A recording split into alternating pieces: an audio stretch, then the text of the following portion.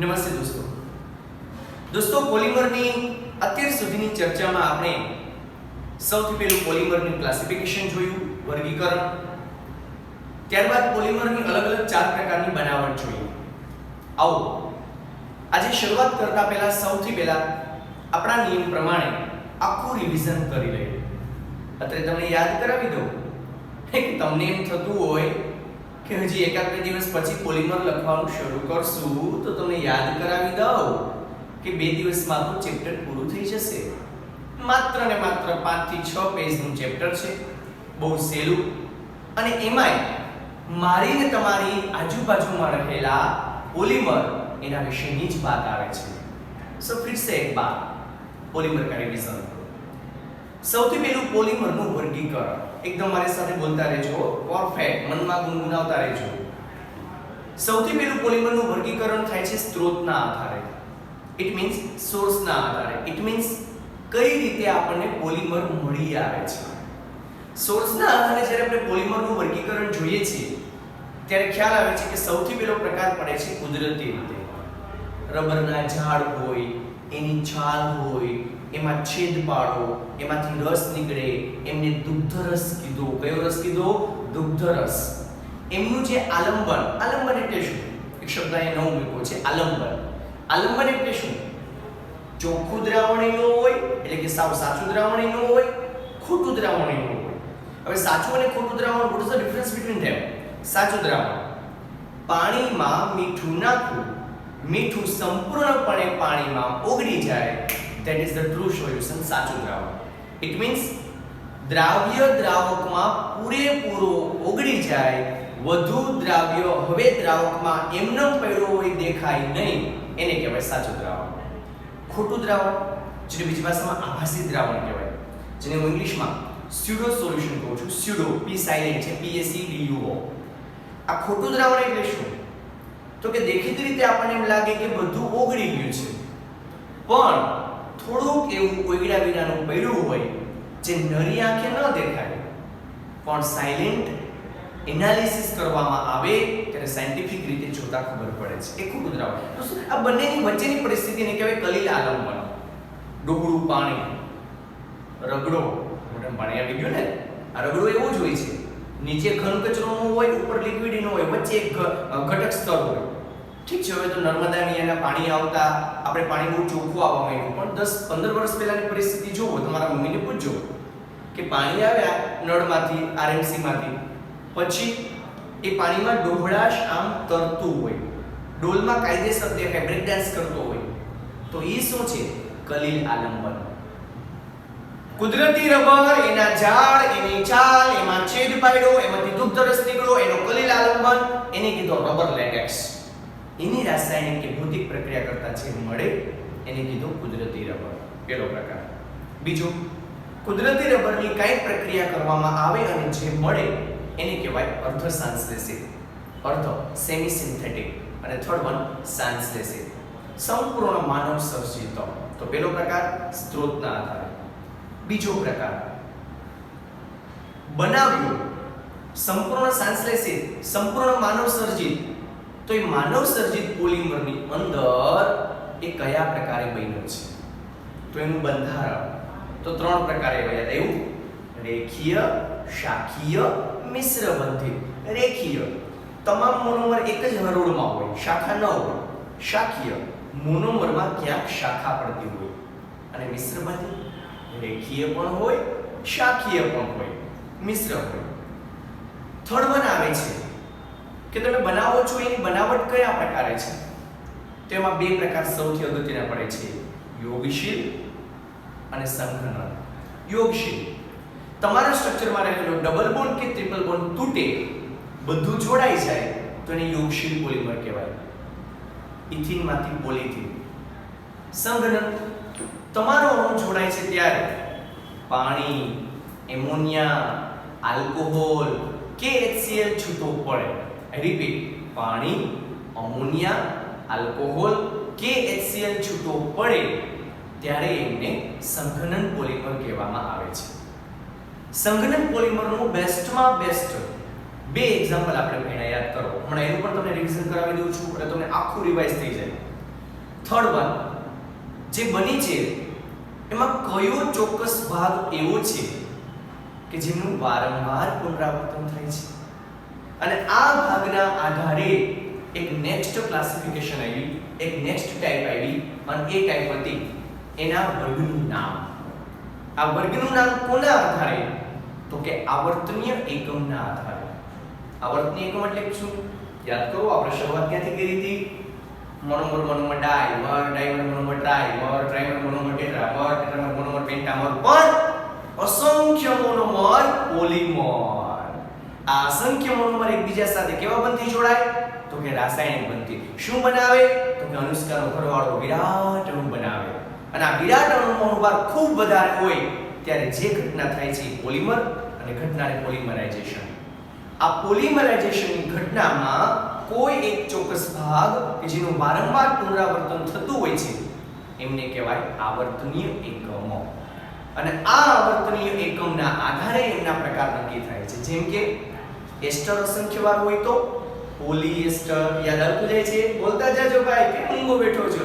એસ્ટર અસંખ્યવાર હોય તો પોલીએસ્ટર. CONH amide અસંખ્યવાર હોય તો પોલીએમાઇડ. ઇથિન અસંખ્યવાર હોય તો પોલીથીન. સ્ટાયરીન અસંખ્યવાર હોય તો પોલીસ્ટાયરીન. બ્યુટાડાઇન અસંખ્યવાર હોય તો પોલીબ્યુટાડાઇન. નામ ઉપરથી છે. બખલો અસંખ્યવાર હોય તો પોલીબખલાલાલ. ગમે ત્યાં પોલી જેઠાલાલ, બધામાં ટૂંકમાં પોલી શબ્દ લાગી જાય. In short you must be have the n times અસંખ્યવાર જે તે મોનોમર અણુઓ હોવા જોઈએ. દોસ્તો, આ પ્રકાર થઈ ગયા પછી એક ટાઈપ એવો પણ છે જે આપણા નવા સિલેબસમાં, આઈ વિલ રિપીટ, નવા સિલેબસમાં NCERT માં મૂકેલો નથી, પરંતુ NEET JEE માં કામ લાગે માટે હું તમને આપું છું. એમની વચ્ચે રહેલા આંતરઆણવીય બળને આધારે એક પ્રકાર પડે છે રેસાઓ. રેસા પ્યોર ઇંગ્લિશ છે ફિબ્રે. આપણે તો સૌરાષ્ટ્ર કાઠિયાવાડના, આપણું ઇંગ્લિશ પણ તમે જાણો છો, કેમ્બ્રિજ વાળાને ન સમજાયું એટલે આપણે ફિબ્રેનું અપભ્રંશ કરીને બોલીએ છીએ ફાઈબર. શું આવ્યું છે? તો કે ફાઈબરની ડોલું વેચાવા આવી છે. Actually there is no word in the any dictionary. Fibre, fibre એટલે રેસા. કેરી આજકાલ બહુ ખાવ છો ને તો ફિબ્રે યુક્ત ખોરાક છે, રેસા યુક્ત ખોરાક છે. ફાઈબર જેવું છે જ નહીં, પણ આપણા નોલેજ માટે હવે સાચું ફિબ્રે. તો રેસાઓ, આ રેસાઓ કેવા હોય દોસ્તો? થોડુંક એવું બળ હોય. તમે જાણો છો કેરીને તમે આમ ખેંચો એટલે થોડુંક એવું બળ લગાડી શકાય. પહેલા તમારે એને પ્રેશર કરવું પડે. પ્રેશર કરવા પછી થોડુંક એવું બળ લગાડો તો ધીમે ધીમે રેસા છૂટા પડતા હોય એવું લાગે. હવે એની વચ્ચે એક કરતા વધારે બંધ નહીં હોય, મજબૂત બંધ નહીં હોય. રેસાઓ ફિબ્રે. સેકન્ડ ટાઈપ થર્મોસેટિક અને થર્મોપ્લાસ્ટિક. બે પ્રકારના પોલિમર મારી તમારી આજુબાજુમાં હોય છે. એક પ્રકારના પોલિમર કેવા હોય? તો કે સામાન્ય તાપમાને ગરમ કરતા નરમ બની જાય. અમુકનો હોય કે ભાઈ મને બહુ હેરાન ન કરો, મારો મગજ બહુ ઓલો છે, હું કે ગરમ થઈ જાય પછી તો કે ઠંડોય થઈ જાય, એના જેવા. પણ અમુકને સામાન્ય તાપમાને ગરમ કરતા નરમ બને. આવી ગયું એક્ઝામ્પલ. શિયાળામાં આપણે પેલું પાણીની નળી ચડાવવા માટે જે નળી હોય છે ને એકદમ કડક થઈ જાય છે. પછી નોર્મલ ટેમ્પરેચર ઉપર આવીને આપણે એને તડકામાં મૂકી દઈએ અથવા સેજ એવું આપણે દિવાસળી સળગાવીને ગરમ કરીએ અથવા મીણબત્તીથી ગરમ કરીએ એટલે નળી સોફ્ટ થઈ જાય, તરત જ પાછી ચલાવી શકાય છે. થર્મોપ્લાસ્ટિક. થર્મોસેટિક ઊંચા તાપમાન સુધી ગરમ કરતા પણ નરમ બનતું નથી. પીવીસીની બધી પાઇપ હોય છે, કોઈ દિવસ સાંભળ્યું કે નરમ બની ગઈ એની મેરે તૂટી ગઈ? હા, જો એની ક્વોલિટી સારી ન હોય તો એટલી બેહે પણ કાં તો સામાન્ય તાપમાને ગરમ કરતા નરમ બને અને ઠંડુ પાડતા મૂળ સ્થિતિમાં પરિવર્તિત થઈ જાય, અને કાં તો પરિવર્તિત ન થાય. એના આધારે બે પ્રકાર, થર્મોસેટિક અને થર્મોપ્લાસ્ટિક. તો આ રીતે પોલિમરનું સંપૂર્ણપણે વર્ગીકરણ તમે એક ટેબલ બનાવી નાખેલું છે. ઘણા બધા મિત્રોએ મને એ ટેબલ અથવા ચાર્ટ બનાવીને મને WhatsApp કરેલો, ખૂબ સારું બનાવ્યું છે. એકાદ બે મિત્રોએ તો કોરોના વોરિયર્સનો ઉપયોગ કર્યો, સમગ્ર પોલિમરનું ચિત્ર બનાવ્યું, મોઢા ઉપર માસ્ક રાખ્યો અને ત્યાંથી વર્ગીકરણ શરૂ કર્યું. અભિનંદન. હજી પણ જે લોકો બાકી છે એ લોકો આજે કરી લેજો. ત્યારબાદ અગત્યના બે પ્રશ્ન જોયા, બરાબર? મારી સાથે રિવાઇઝ કરતા રહેજો, હવે આવો સમય નહીં મળે. એમાંની પહેલી બનાવટ આવી ઇથિનમાંથી polythene. Ethene CH2 double bond CH2. Ethene ethene, monomer monomer dimer લખાય છે ને ભાઈ. આપણી સિસ્ટમ તમે જાણો જ છો, નોટમાં લખતાનું હોય તો માઇન્ડમાં લખાવવું જોઈએ, વિઝ્યુઅલાઇઝ કરવું જોઈએ. આપણી મેઇન સિસ્ટમ છે સુપર 30 માં તો હમણાં આનંદ કુમારે બતાવ્યું, આપણે તો પહેલેથી આ સિસ્ટમ ચાલી આવે છે. ઇથિન ઇથિન મોનોમર મોનોમર ડાઈ, મોનોમર ડાઈમર મોનોમર ટ્રાઈમર લખાતું જવું જોઈએ. n times CH2 double bond CH2, n times CH2 double bond CH2 polythene. બીજી બનાવટ અગત્યની મેં તમને આપી હતી PVC, પોલી વિનાઇલ ક્લોરાઇડ. સંભળાય છે ને, સમજાય છે ને? ભલે દૂર બેઠા પણ ટેકનોલોજીના માધ્યમથી તમે મને સામે દેખાવ જ છો, હલો તોય દેખાવ છો, એટલે ધ્યાન રાખજો. CH2 ડબલ બોન્ડ CH અને Cl, that's a vinyl chloride. યાદ કરાવજો definition. What's the vinyl?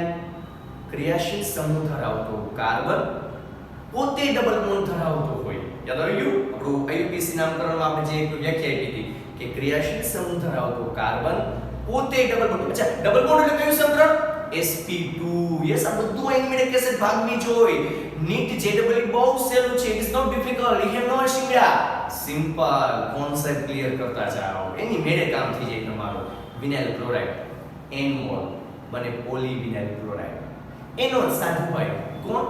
PAN, poly acrylonitrile. ફરી એકવાર નામ બોલું છું, poly acrylonitrile. Poly vinyl cyanide, આમાં ક્લોરાઇડ હતું Cl, આમાં cyanide CH2 double bond CH અને Cl, એટલે પોલી એક્રિલોનાઇટ્રાઇલ. પછીની એક મોસ્ટ ઇમ્પોર્ટન્ટ બનાવટ જોઈ કે જે વારંવાર પૂછાય છે, નાયલોન 66. Most time question. બોર્ડના 5 પેપરમાંથી 3 પેપરમાં નાયલોન 66 ની બનાવટ હોય છે. કેવી રીતે હોય છે? સિમ્પલમાં સિમ્પલ. એકવાર નાયલોન 66 ની બનાવટ ફરી પાછળ તમને આપી દેવા માંગુ છું, કારણ કે ઘણા બધા મિત્રોને આમાં વસ્તુ હોય છે. નાયલોન 66 ની બનાવટની અંદર આટલી વસ્તુ મેં જોવાની હતી. સૌપ્રથમ એડિપિક એસિડ. એડિપિક એસિડ એટલે 6 કાર્બન વાળો ડાયકાર્બોક્સિલિક એસિડ. ફરી એકવાર, એડિપિક એસિડ એટલે 6 કાર્બન વાળો ડાયકાર્બોક્સિલિક એસિડ. આની પ્રોસેસ જ્યારે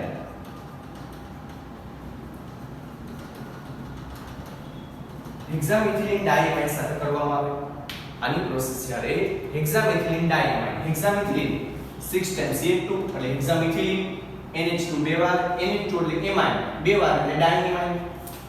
સાવ સિમ્પલ, નો કોકિંગ, નો પાકું કરી, જસ્ટ મેથડનું સમજાવવા. કેમિસ્ટ્રીની આપણી સિમ્પલ સ્ટાઇલ છે. શું? તો કે અહીંથી OH, અહીંથી H, સિમ્પલ ઓર્ગેનિક. અહીંથી OH અને અહીંથી H, 553 કેલ્વિન જેટલા તાપમાને ગરમ કરો, H2O દૂર થાય. તો તમે જાણો છો ઓર્ગેનિકની સિમ્પલ ફોર્મ્યુલા, જે કાંઈ લખો ઉપરમાંથી જોઈને જોડી જોડી ચૂપકે ચૂપકે. ચાલો શું લીધું બોલો? HOOC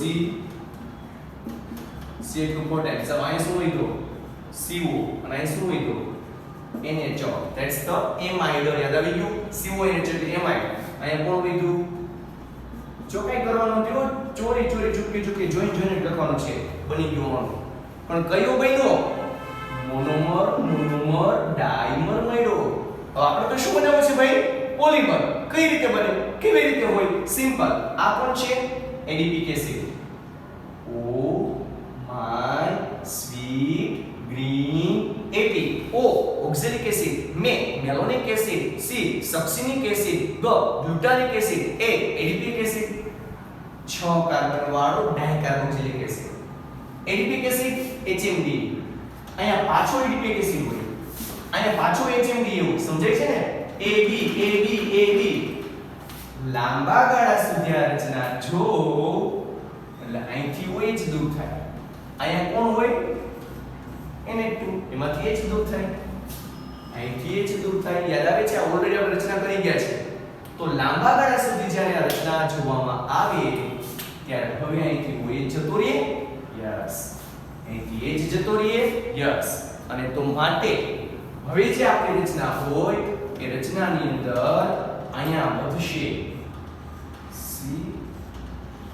ડબલ બોન્ડ, અહીંયાથી વધશે NH. પેલા બંનેના એક એક મોલ હતા માટે ડાયમર મળ્યો હતો. હવે આના n મોલ અને n મોલ માટે અહીં લખવું પડે n મોલ. આ ભૂલાય નહીં, n મોલ ન લખો તો ન ચાલે. તો આ રીતે સિમ્પલ આ બની ગયો એમાઇડ. નામ શું આપ્યું? Nylon 66 MCQ. એકવાર PMT માં, એકવાર ઓરિસ્સા JEE માં પૂછાઈ ગયેલો MCQ કે why નાયલોન 66? એડિપિક એસિડ ના 6 કાર્બન, HMDA ના 6 કાર્બન, બે ના 6 કાર્બન માટે કહેવાય નાયલોન 66. સિમ્પલ. બીજી એક બનાવટ જોઈતી અને ઈ બનાવટ હતી જેમ નાયલોન 66 જોયું એમ નાયલોન 6 સિમ્પલ બનાવટ હતી પણ આપી દો. એમાં પણ એવી જ રીતે 6 કાર્બન વાળું એમાઇડ.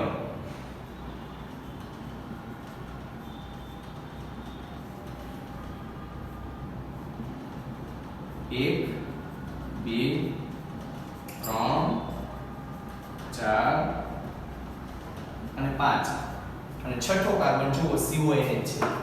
ફરી એકવાર સાવચેત છો ફ્રેન્ડ્સ. 1 2 3 4 અને 5 CH2 5 times અને CONH એટલે કે એમાઇડ. આની પ્રોસેસ પાણી સાથે આ એક મસ્ત શબ્દ આપ્યો હતો સ્વયં સંઘનન. પોતાની પ્રક્રિયા પોતાની સાથે. આપણે વાત કરીએ છીએ ને બીજાને ફોન લગાડવો બહુ સહેલું છે. આપણે પોતાને ફોન લગાડજો એંગેજ જ આવે છે. એટલે કે બીજા સાથે વાત કરી શકાય છે, આપણે પોતાની જાત સાથે વાત નથી કરી શકાય. પણ આ કરે છે સ્વયં સંઘનન. પોતાને પાણી પાય છે. અહીંયા કોઈ ચાલી ગયું, અહીંયા ચાલી ગયું.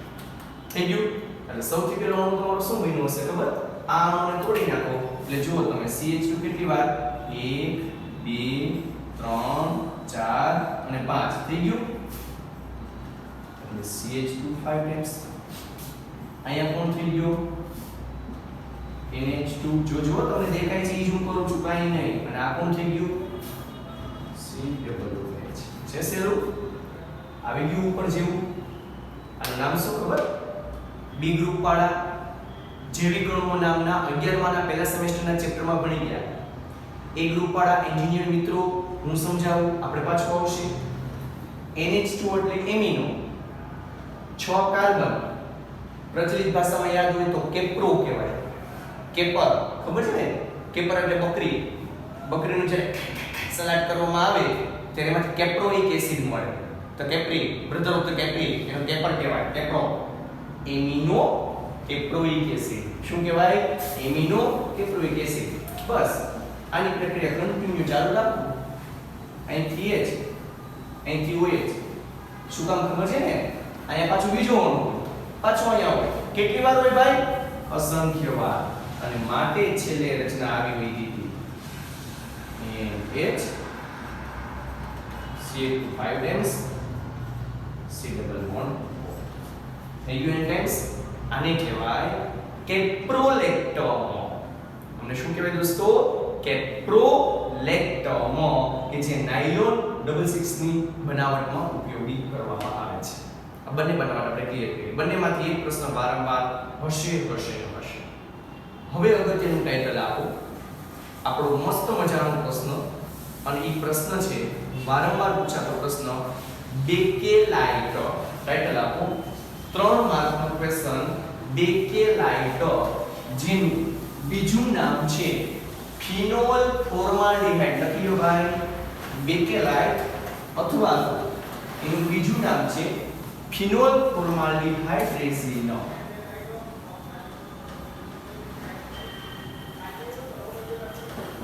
બેકેલાઇટ અથવા તો ફિનોલ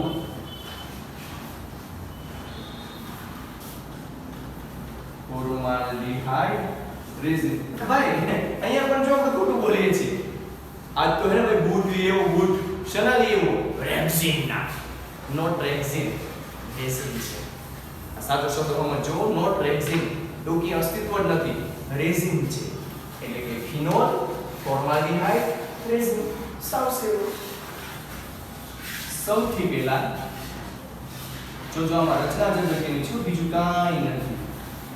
કે સાહેબ તમે દર વખતે બધા ટોપિકમાં એવું થયું, પણ તમે જાણો છો 11માનું કેમિસ્ટ્રી 8 મહિના પહેલા કેવું હતું, આજે કેવું છે. સિમ્પલ. પહેલી વાર સામે આવતું ત્યારે અઘરું લાગે, પણ પછી day by day practice makes man more perfect. એટલે આ આપણે જોવાનું ફિનોલ બેન્ઝીન ઉપર OH ધેટ્સ ધ ફિનોલ. આની પ્રોસેસ ફોર્માલ્ડિહાઇડ સાથે કરતા તો આપણે આવી ગયું હવે IUPAC નામ કરવામાં CHO એટલે આલ્ડિહાઇડ, એમાં એક હાઇડ્રોજન લાગેલો હોય તો ફોર્માલ્ડિહાઇડ. પ્રક્રિયકો તરીકે ફિનોલ અને ફોર્માલ્ડિહાઇડ આ બંને ભાગ લેતા હોવાથી ટાઇટલ છે ફિનોલ ફોર્માલ્ડિહાઇડ રહેશે. મગજમાં બેસી ગયું. અને જે બેકેલાઇટ છે એ બેકેલાઇટ બીજું કાંઈ નથી પણ ફિનોલ ફોર્માલ્ડિહાઇડ નું મિક્સર છે. એટલે ફિનોલ લેવાનો અને ફોર્માલ્ડિહાઇડ લેવાનો. તો સૌથી પહેલા શું થાય છે તમને કહું. ફોર્માલ્ડિહાઇડ સંપૂર્ણપણે આની સાથે જોડાઈ જાય છે. ફોર્માલ્ડિહાઇડ સંપૂર્ણપણે આની સાથે જોડાઈ જાય છે. તો નિપજ શું મળે વિચારો. ફિનોલ તો હતો જ મારો વાલો, એ તો લખી નાખું. હવે આની સાથે જોડાય છે. જોડાણ કોના દ્વારા થશે? ઓબિયસ કાર્બન દ્વારા. એટલે આવું મળે છે CH2OH. જોજો કઈ રીતે બન્યું. Simple CH2 okay CH2O O અહીંયા H નો તો અહીંયા H આવી ગયો. પણ યાદ આવ્યું બેન્ઝીનમાં કાંઈક તમારે જોડવું હોય તો ત્યાં એક હાઇડ્રોજન હોય એનું વિસ્થાપન કરવું પડે, કારણ કે કાર્બનની ચાર સંયોજકતા એમાંથી એક સંયોજકતા અને બીજી સંયોજકતા ડબલ બોન્ડ દ્વારા પૂરી થઈ હોય, ત્રીજી હાઇડ્રોજન અને ચોથી કાર્બન કાર્બન બોન્ડ. એટલે CH2OH CH2OH બની ગયું. હવે એક્ચ્યુઅલી આ તો એક મોનોમર જ બન્યો, પણ આની સતત પ્રક્રિયા ચાલુ રહી અને સતત પ્રક્રિયા ચાલુ રહેતા મને આના અસંખ્ય આવા મોલ મળતા જાય. કેવા મોલ મળતા જાય? આવા મોલ મળતા જાય કે જેમાં ઓર્થો અને પેરામાં CH2OH નું જોડાણ થતું જાય. હજુ પણ આવો મને મોલ મળેલો હોય દેખાય છે ને દોસ્તો? તમે તો મોઢે લખી નાખો એમ છો.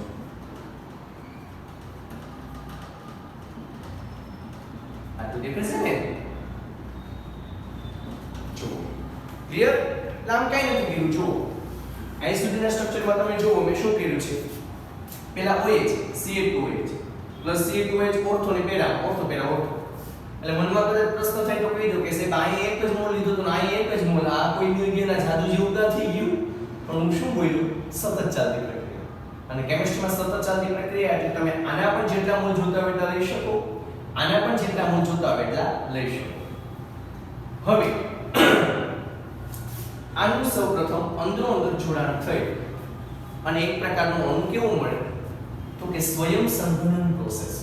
જોજો સ્વયં સંઘનન પ્રોસેસ. અને સ્વયં સંઘનન પ્રોસેસ થાય એટલે ફિનોલ તો છે, પણ એની સાથે શું થાય હવે બરાબર ક્લિયર કરજો. આ એક અણુનું જોડાણ બાજુના બીજા અણુ સાથે કરવું હોય એટલે વચ્ચે મને આવું મળે. ચાલો શું થયું છે કઈ ખબર પડી? અહીંથી OH રાઈટ અને બાજુવાળા બેન્ઝીનમાંથી H. ફરી એકવાર અહીંથી OH અને બાજુવાળા પાસેથી H. શું દૂર થયો? H2O. એટલે આની પાસે CH2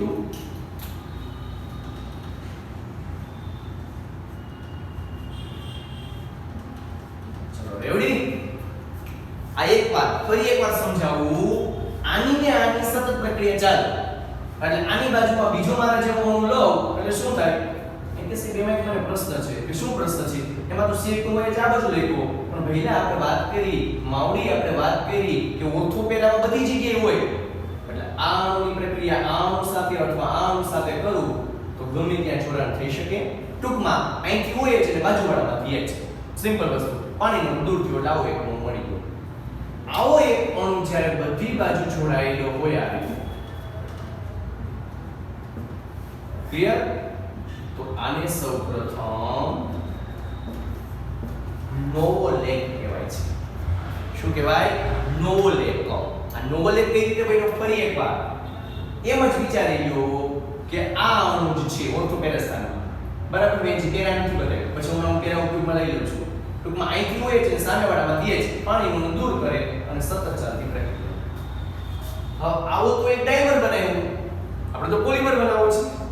તો પોલિમરની બનાવટમાં આ અસંખ્ય વાર લેતા, અહીં સુધી લગભગ દેખાશે તમને, અસંખ્ય વાર લેતા હવે જે મારો અણુ ફાઇનલ બને છે એ આ બન્યું. હા વેલું છે, જોજો.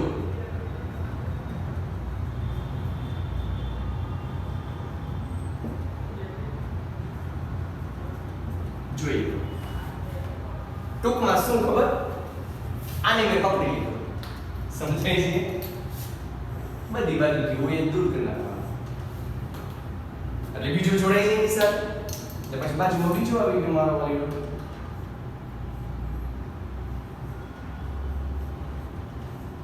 થઈ ગયું. અહીંયા વેટ, અહીંયા CH2, અહીંયા CH2 પાછો આવી ગયો. અહીંયા હોય છે CH2. ત્યાં બંધ રાખવું પડશે, ખબર ને? કારણ કે હજી આગળ કોઈ જોડાયેલું હશે. અહીંયા CH2 સમજાય છે? સેમ અહીંયા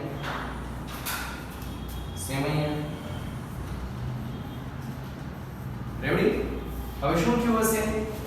આ જ વસ્તુ અહીંયા ઉલટી અને આ જ વસ્તુ ઉલટી જોડાઈ છે. એટલે કોણ અહીંયા OH હશે, અહીંયા OH હશે અને અહીંયા OH હશે. તો આ બંને એકબીજા કઈ રીતે જોડાયા હશે? CH2 બોન્ડ, CH2 બોન્ડ અને CH2. સમજાય છે ને ભાઈ? ઇટ મીન્સ આ રચના હવે લાંબા ગાળા સુધી ચાલુ હોય અને માટે મારે પાછળ શું લખવું પડે? નાના પાટેકરનો N. તો આને કહેવાય ફિનોલ ફોર્માલ્ડિહાઇડ રેઝિન. ટૂંકું નામ, પ્રચલિત નામ બેકેલાઇટ. કાસ્કા, પછી પેલી વાજા બનાવવાની રેકોર્ડ હોય CD, એ બધાની અંદર આનો ઉપયોગ કરવામાં આવે છે. મોસ્ટ ટાઈમ પ્રશ્ન 3 માર્કમાં વારંવાર પૂછાતો પ્રશ્ન, આખા પ્રશ્નને પરફેક્ટ લખી લેજો. ક્લિયર? 23 વર્ષની અનુભવ ધરાવતી શ્રેષ્ઠ ટીમ પ્રીમિયર ગુજરાતી માધ્યમ. આપ પણ આપના સપનાઓ સાકાર કરવા માટે આજે જ મુલાકાત લ્યો. ટીમ પ્રીમિયર ગુજરાતી માધ્યમ. માહિતી માટે કોલ કરો 94 097 80 300 અને 84 699 96 305.